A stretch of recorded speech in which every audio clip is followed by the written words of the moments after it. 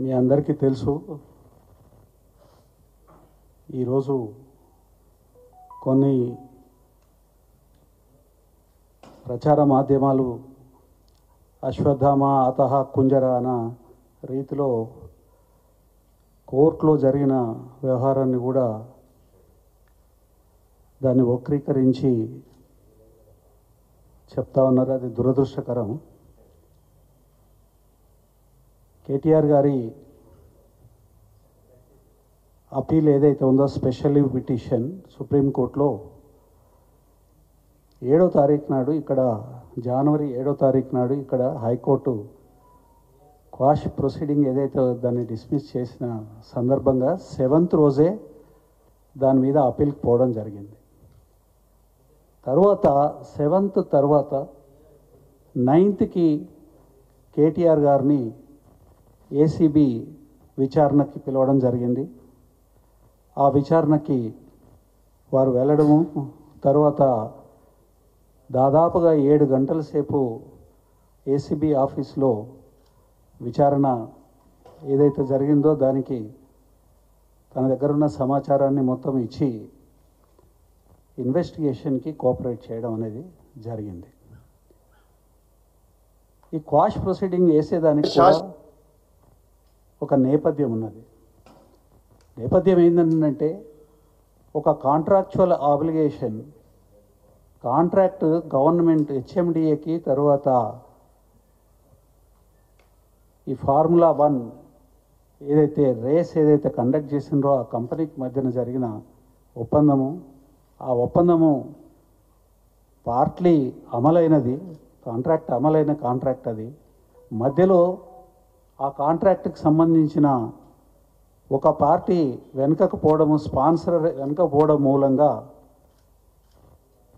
HMDA అధికారులు దాని మీద మల్లగుల్లాలు పడి ఒక ఆల్టర్నేట్ ప్లాన్ తీసుకొని అప్పుడున్న మంత్రి గారు, మున్సిపల్ మంత్రిగా ఉన్న కేటీఆర్ గారి దగ్గరికి ప్రపోజల్స్ తీసుకురావడము. ఎందుకు అనంటే ప్రపంచం మొత్తంలోనే 9 నగరాలలో మాత్రమే ఈ ఫార్ములా 1 ఈ రేస్ అనేది జరుగుతున్నది. దాంట్లో 5 నగరాలలో గత 9 సంవత్సరాలుగా నిరాఘాటంగా జరుగుతూ ఉన్నది. ఆ 9 నగరాలు New York, London, Paris, Berlin, Seoul. అది అత్యంత ప్రతిష్టాత్మకమైన ఫార్ములా రేస్ కాబట్టినే ఆ దేశాలు ప్రతి సంవత్సరము గత 9 సంవత్సరాలుగా ప్రతి సంవత్సరము ఆ రేస్ జరుగుతుంది. అట్లాంటి ప్రతిష్టాత్మకమైన ఒక ప్రోగ్రామ్ని హైదరాబాద్ ఇమేజ్ని పెంచేదానికోసము, తర్వాత ఈ బ్యాటరీ బేస్డ్ ఎలక్ట్రానిక్ కార్స్ వాడేదాన్ని ప్రోత్సహించి పర్యావరణాన్ని రక్షించేదానికోసము, ఆ రంగంలో పెట్టుబడుల్ని రప్పించేదానికోసము ఒక సదుద్దేశంతో దాన్ని తీసుకొని రావడం జరిగింది. అనుకోని సందర్భంగా కొన్ని సమస్యలు ఏర్పడము, తర్వాత స్పాన్సరర్ ప్లేస్లో హెచ్ఎండిఏ రావాల్సిన పరిస్థితి ఏర్పడము, చట్టబద్ధంగా అధికారులు ఏదైతే సూచించారో దాని మీద వారు ఆమోదం తెలపడం జరిగింది. ఇది కాంట్రాక్ట్కి సంబంధించిన విషయం. ఈ కాంట్రాక్ట్కి సంబంధించిన విషయాన్ని సరే రాజకీయ కోణంలో ఇవాళ అనేకం జరుగుతూ ఉన్నాయి. రాజకీయాలు దీని వెనకాల ఉన్నాయి. రాజకీయ కక్షలతోని ఒక బూటక కేసుని ఇవాళ క్రియేట్ చేసి దాంట్లో ఇన్వెస్టిగేషన్కి రమ్మనంటే ఏ ఒక్క రోజు కూడా ఇన్వెస్టిగేషన్ని కేటీఆర్ గారు అపోజ్ చేయలేదు. ఎప్పుడైనా సరే చట్టబద్ధంగా ఒక అక్యూజ్డ్కి ఏ అయితే హక్కులు ఉంటాయో ఆ హక్కుల పరిధిలో వాళ్ళకి ఇవ్వాల్సిన అవకాశాలు ఇవ్వాలని కోరారు తప్ప ఎప్పుడు కూడా దేన్ని కూడా వ్యతిరేకించలేదు. తరువాత